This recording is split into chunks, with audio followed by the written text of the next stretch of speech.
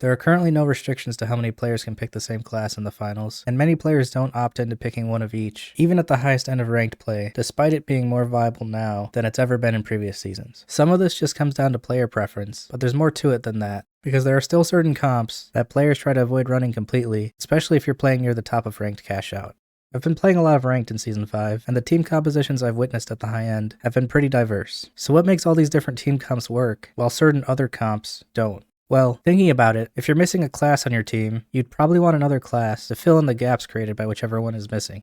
We know each class has differences that create unique advantages over the other two, and I think if we can identify what the main benefits each class brings to the table in terms of the cash out game mode, we can understand what makes non-heavy, medium, light team comps still work in cash out. After we identify each class's main benefits, we then can figure out how these benefits can be mimicked to an extent by another class. Let's start off with the heavy class's main benefits. Heavy is the best class in the game for pushing into a fight without immediately getting melted. They have the most health in the game, plus a lot of defensive options, such as the Dome Shield and Mesh Shield, that can double as offensive options when you need to get from point A to point B without taking too much damage. If you have a heavy on your team, it's expected of them to be the one that goes into a fight first, and if not, it's likely that your team will fall apart. Using something like the Winch Claw can help a lot with initiating a fight, but there are other options such as opening with an RPG shot or charge and slam for a riskier choice. Overall, for cash out, Heavy is the best at initiating fights due to their high health, plus the former reasons mentioned. And they're also great at protecting both themselves and their team from damage through the use of shields, barricades, or even the goo gun. For our purposes, these are the Heavy class's two main benefits. As for Medium, I like to think of this class as a jack of all trades, but it still has its own unique benefits. A lot of Medium's class-locked gadgets and specializations can directly support the players and their team in some way. They've got the heal beam to heal their teammates, jump pads and zip lines to help their team get around the map faster, and of course the defib that can revive a player. Indirectly, the dematerializer can help your team get around the map as well, along with its many other uses. The Guardian turret, on the other hand, doesn't really fit the bill, and you won't see many players, if any at all, running this at the highest level of gameplay. It provides little to no benefit to the team outside of a bit of extra damage, and maybe some slight recon.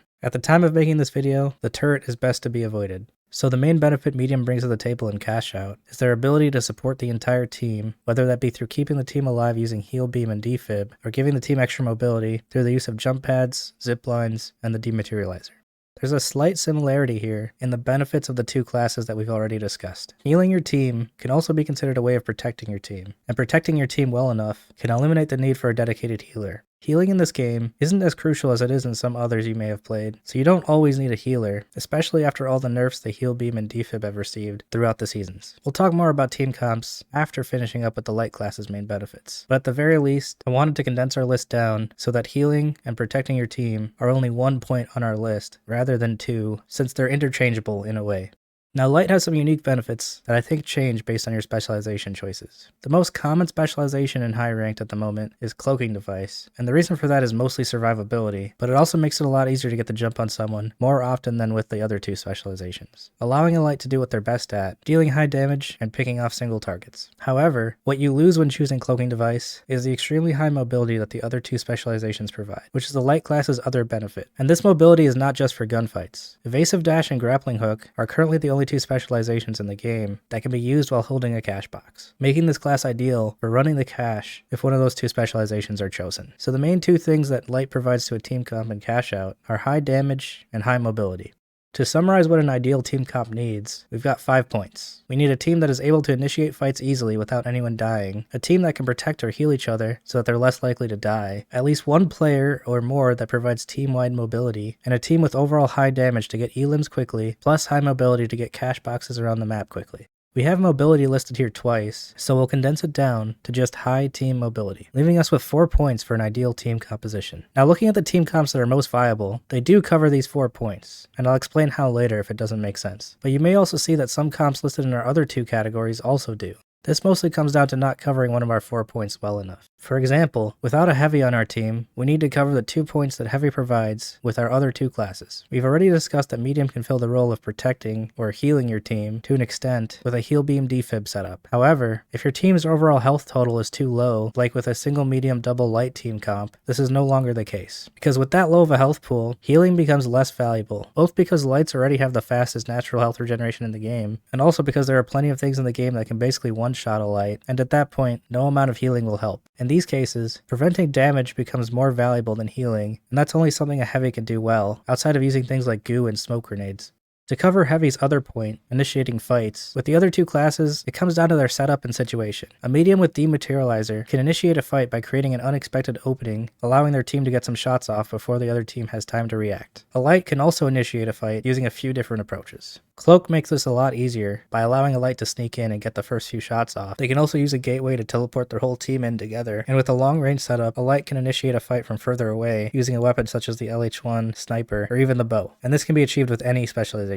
If coordinated well enough with your team, you can wipe a player out before they have time to react from any distance with one of these 3 initiations. It's not as easy as simply picking Heavy, but it's what allows these less traditional comps to work. Covering Medium's point of team mobility with the other 2 classes is a lot harder. As of now, the only good choice for extra team mobility is Light's Gateway, and in my opinion, in most cases this isn't enough, even though I've listed double heavy, single light as still viable. This comp in particular excels too much at everything else to be considered one of the least viable.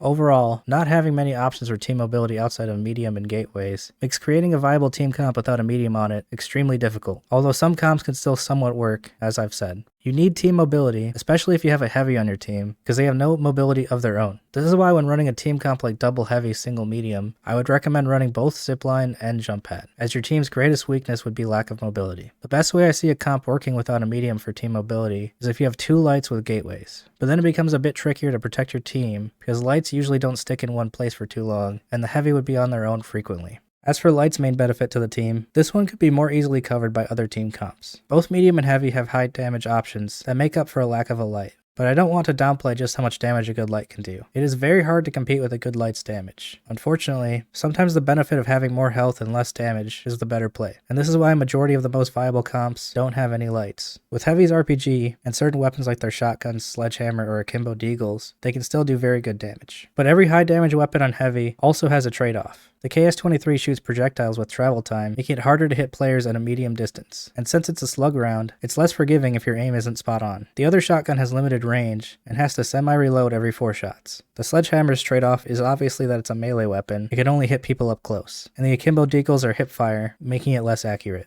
Medium doesn't have anything that can do as much damage as a sledgehammer, but weapons like the revolver and Model 1887 come close with less downsides. The AKM, FAMAS, and FCAR are all high DPS weapons in the right hands. While they can't reach the DPS of Light's SMGs, they can be deadly enough. And for extra high damage, running frag grenades is also a great choice.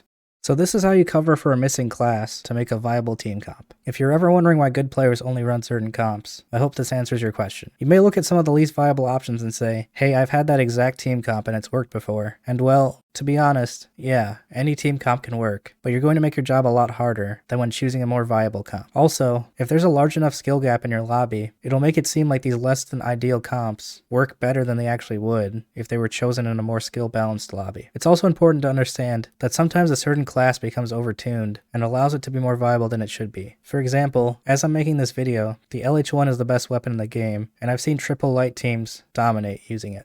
When we look at our most viable team comps, we can see that medium almost seems essential, and I believe this will always be the case unless more team mobility options are given to the other 2 classes, but let me know what your thoughts are.